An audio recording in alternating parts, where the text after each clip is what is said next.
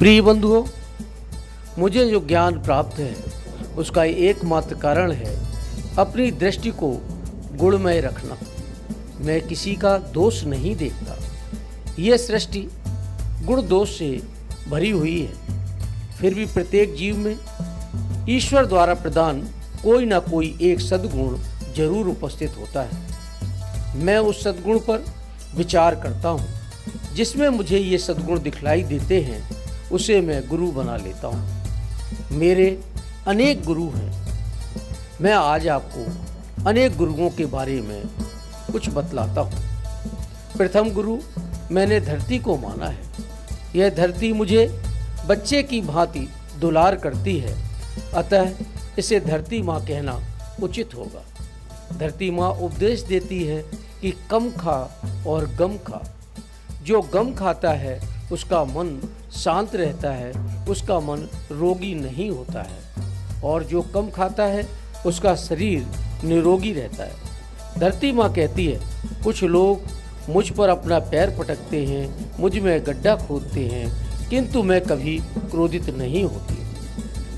माँ होने के नाते मैं यह सब सहन करती हूँ। बंधुओं, जरा आप सोचो, अगर धरती माँ को क्रोध आ जाए तो निश्चित रूप से सभी प्राणियों का हरिओम हो जाएगा, अर्थात निश्चय ही प्रलय आ जाएगी।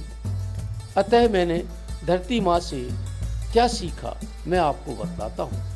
मैंने धरती माँ से धैर्य एवं सहनशीलता सीखी। दूसरा गुरु मैंने मटके में रखे जल को माना। प्यासा जब जल को पीता है तो उसकी शीतलता से मन को शांति प्राप्त होती है, मन को ठंडक मिलती है। मेरे दूसरे गुरु द्वारा शिक्षा मिलती है, हमेशा शांत रहो और दूसरों को शीतलता प्रदान करो। अब मैं आपको तीसरे गुरु के बारे में भी बतलाता हूँ।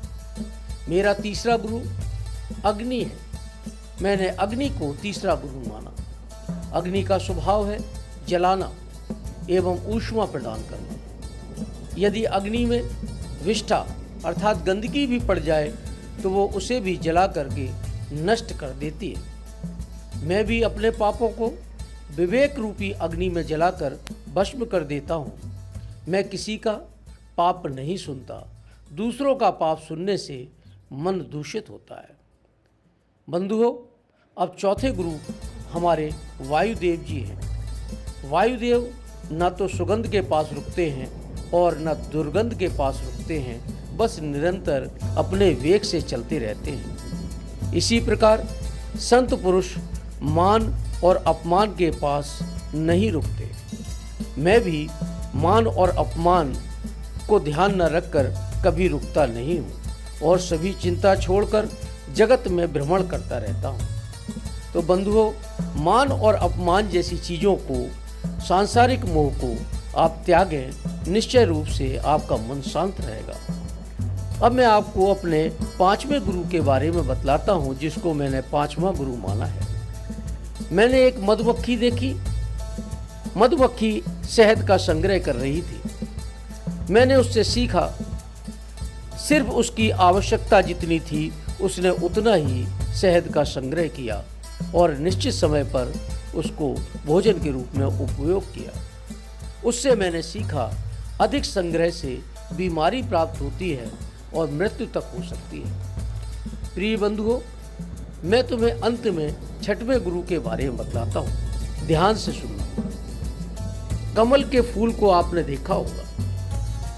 भौरा, जिसे हम भ्रमर भी कहते हैं, भ्रमर कमल के मकरंद का पान करते हुए इतना तन्मय हो जाता है कि सूर्यास्त के बाद कमल में बंद हो जाता है और विचार करने लगता है कि रात गुजर जाएगी, सूर्योदय होगा और कमल खिलेगा, तब मैं बाहर निकल जाऊंगा। जबकि भ्रमर के दंत इतने मजबूत होते हैं कि वो लकड़ी में भी छेद कर सकता है, किंतु आलस के कारण पड़ा रहता है और सुबह तक दम घुटने से उसकी मृत्यु तक हो जाती है। बंधुओं, आलस को त्यागना है। आलस को त्याग दोगे तो निश्चित रूप से इस संसार में आप फंसोगे नहीं और भ्रमर की तरीके से आपकी मृत्यु नहीं होगी, दुखमय मृत्यु नहीं होगी। बंधुओं, मैं आपसे कह सकता हूँ कि ये जो गुरु हैं, ये गुरु के रूप में आपको कुछ ना कुछ शिक्षा देते हैं।